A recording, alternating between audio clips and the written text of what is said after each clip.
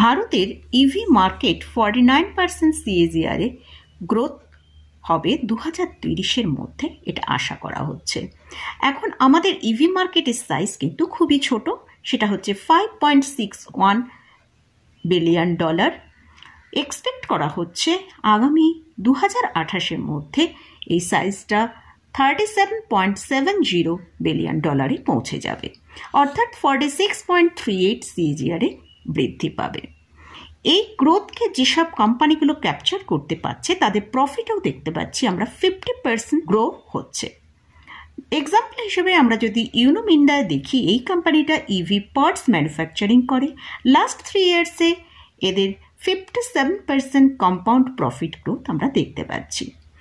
তো এই ইভি ভেহিকলসের ওপর কেন সবাই এত ফোকাস করছে? কারণ ইন্ডিয়াকে অয়েল ইম্পোর্ট করতে হয়, সেটা আমাদের ইকোনমির ওপর একটা প্রেশার পড়ে। তাই ইন্ডিয়া গভর্নমেন্ট চাইছে অয়েল বা ডিজেলের গাড়িকে কম করে এই ইভি গাড়ির দিকে ফোকাস করতে। লাস্ট 1 ইয়ার অর্থাৎ নভেম্বর 2022 থেকে অক্টোবর 2023-এর মধ্যে যদি দেখি, প্রায় 14,60,846 ইভি গাড়ি বিক্রি হয়েছে। আর আমরা 2023-এর স্টার্টিংয়ে যদি দেখি ফার্স্ট 6 মান্থে, সেখানে আমরা দেখতে পাচ্ছি 7 লক্ষ গাড়ি কিন্তু মানুষ কিনেছে। তাই এটাই বেস্ট টাইম ইভি স্টকে ইনভেস্ট করার জন্য। তবে অবশ্যই লং টার্মের জন্য ইনভেস্ট করতে হবে, অর্থাৎ 5 থেকে 10 ইয়ার্সের জন্য। তো আজকের এই ভিডিওটা আমার ভিউয়ার্সের রিকোয়েস্টেই আমি এই ভিডিওটা তৈরি করছি, আর তারা ইভি সেক্টর সম্পর্কে জানতে চেয়েছেন। আমি নিরুপমা শেয়ার শেখো চ্যানেলের পক্ষ থেকে সকল বন্ধুদের স্বাগত জানাই।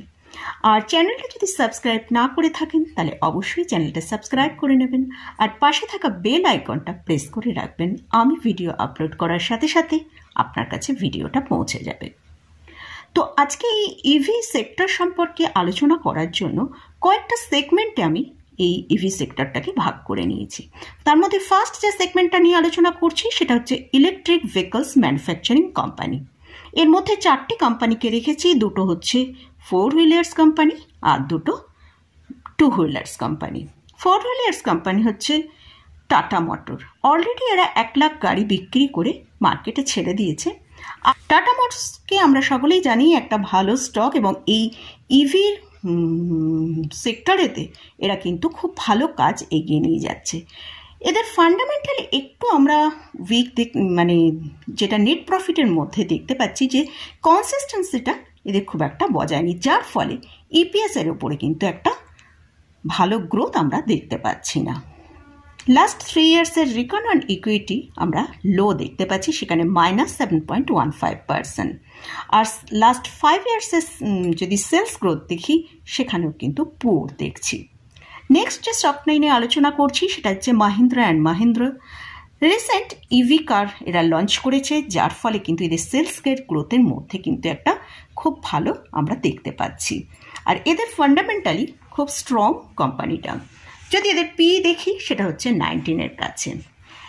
আর এদের ফাইন্যান্সিয়ালি যদি লাস্ট 3 ইয়ার্সের সেলস গ্রোথ দেখি, সেখানে আমরা দেখতে পাচ্ছি 2021-এ 74,278 করোড় থেকে 2023-এ 1,21,269 করোড়ে পৌঁছেছে। নেট প্রফিটের মধ্যেও ভালো একটা জাম্প দেখতে পাচ্ছি। 2021-এ ছিল 1,512 করোড়, সেখান থেকে 2023-এ যদি দেখি 11,374 করোড়। এরপর যে দুটো স্টক নিয়ে আলোচনা করছি, দুটোই কিন্তু 2 হুইলার স্টক। একটা হচ্ছে টিভিএস মোটর আর একটা হচ্ছে হিরো মোটরস গ্রুপ। কেন 2 হুইলার স্টকের কথা বলছি? প্রথমে শুরুতে একটা ডেটা আপনাদের সাথে শেয়ার করেছি, সেটা হচ্ছে যে আমাদের 2023-এর স্টার্টিংয়ে আমরা দেখেছি প্রায় 7 লক্ষ ইভি কার মানুষ বাই করেছে।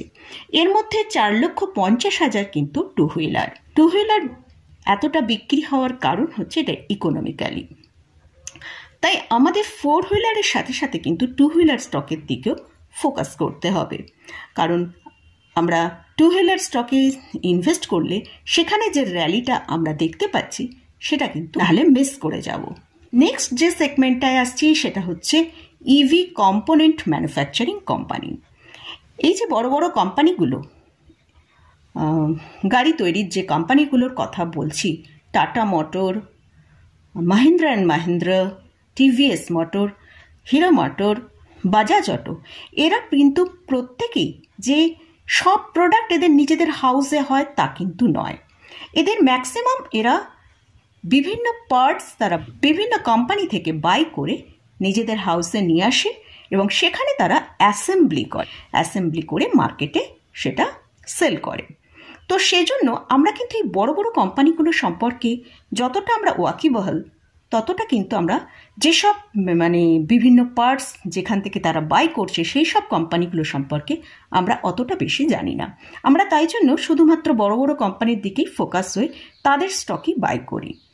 কিন্তু এই যেসব কোম্পানি থেকে তারা সেই সব স্পেয়ার পার্টসগুলো বাই করছে সেই সব কোম্পানিগুলো কিন্তু খুব ভালো প্রফিট করছে এবং যার ফলে তাদের সেলসে তাদের প্রফিটে ভালো গ্রোথ আসছে, যার ফলে কিন্তু সেই সব স্টকগুলো মার্কেটে কিন্তু খুব ভালো একটা স্পাইক দেখাচ্ছে।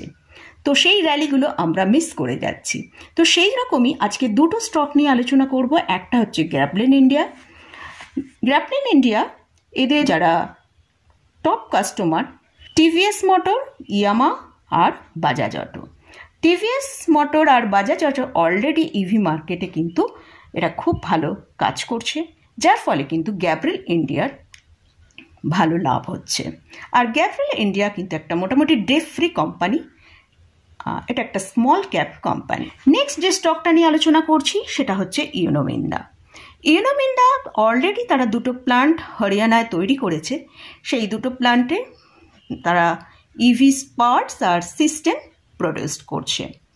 আর এদের যদি ফিনান্সিয়াল সাইডটা আমরা একটু চেক করি, কোম্পানির পারফরমেন্স যদি দেখি, লাস্ট 10 ইয়ার্সের sales growth 24%, profit growth last 10 ইয়ার্সে 39%, আর লাস্ট 10 ইয়ার্সের শেয়ার প্রাইস 58% গ্রোথ হয়েছে।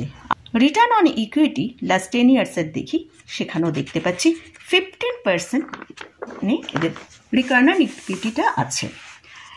এরপর যে সেগমেন্টটা নিয়ে আলোচনা করছি সেটা হচ্ছে ইভি চার্জিং সেগমেন্ট। তো ইভি গাড়িকে চালাতে গেলে কিন্তু চার্জিংয়ের প্রয়োজন হবে। তো সেই চার্জিং দেওয়ার জন্য চার্জিং স্টেশনের দরকার। তো সেই চার্জিং স্টেশন শুধু দুটো কোম্পানি এখন করছে, একটা হচ্ছে টাটা পাওয়ার। আর টাটা পাওয়ার তারা প্ল্যান অলরেডি তৈরি করেছে 2028-এর মধ্যে 25,000 স্টেশনের নেটওয়ার্ক তারা ইভি চার্জিংয়ের জন্য তৈরি করে ফেলবে। আর এই টাটা পাওয়ারের এই যে চার্জিং স্টেশনগুলো, এখানে কিন্তু সকল গাড়ি তাদের চার্জ দিতে পারবে, যেমন M&M, TVS motor, Bajaj auto, সকল যে কোনো গাড়ি যে কোনো এই ইভি গাড়ির চার্জ এখানে হবে। নেক্সট যে স্টকটা নিয়ে আলোচনা করছি সেটা হচ্ছে IOC, ইন্ডিয়ান অয়েল কর্পোরেশন। এদের অলরেডি একটা বড় নেটওয়ার্ক রয়েছে। IOC 2023-এর মধ্যে এরা 4,000 ইভি চার্জিং স্টেশন কমপ্লিট করে ফেলবে। নেক্সট যে সেগমেন্টটা নিয়ে আলোচনা করব, ব্যাটারি ম্যানুফ্যাকচারিং সেগমেন্ট। এইসব ইলেকট্রিক ভেহিকলসের গাড়ি কিন্তু ব্যাটারি ছাড়া কিছুতেই তাদের একটু চালানো যাবে না। তাই এই ইভি গাড়ির জন্য অবশ্যই একটা স্পেসিফিক ব্যাটারির প্রয়োজন হয়, সেটা হচ্ছে লিথিয়াম আয়ন বেস ব্যাটারি।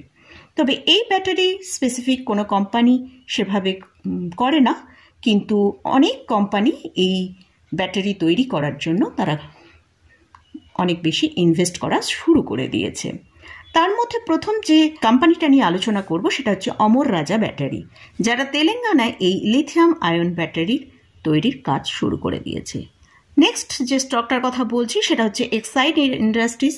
এরা প্রচুর টাকা ইনভেস্ট করছে এই লিথিয়াম আয়ন ব্যাটারির জন্য। আর লাস্ট যে সেগমেন্টটা নিয়ে আলোচনা করব সেটা হচ্ছে সফটওয়্যার। এই গাড়ি চালানোর জন্য অ্যাপসের প্রয়োজন পড়বে, কারণ অ্যাপসের মাধ্যমেই এই গাড়ি চলতে শুরু করবে। তো যেটা আমরা অলরেডি দেখেছি US মার্কেটে টেসলা করছে। ইন্ডিয়ায় আমাদের টেসলা করবে না, আমাদের ইন্ডিয়ান যে কোম্পানি আছে তারাই এই সফটওয়্যার তৈরি করবে এবং তাদের মারফতে কিন্তু আমাদের এই গাড়ি চালানো হবে। এই যে সফটওয়্যারটা, এই সফটওয়্যারটাকে বলা হয় অটোমোটিভ সফটওয়্যার। তো এর জন্য বিভিন্ন কোম্পানি, এগুলো মেনলি IT বেসড কোম্পানি হবে। সফটওয়্যার বানানোর জন্য মোটামুটি এলটি টেকনোলজি এবং টাটা এলএক্সি অলরেডি এরা এই সফটওয়্যার তৈরির কাজে অনেকটা এগিয়ে গেছে।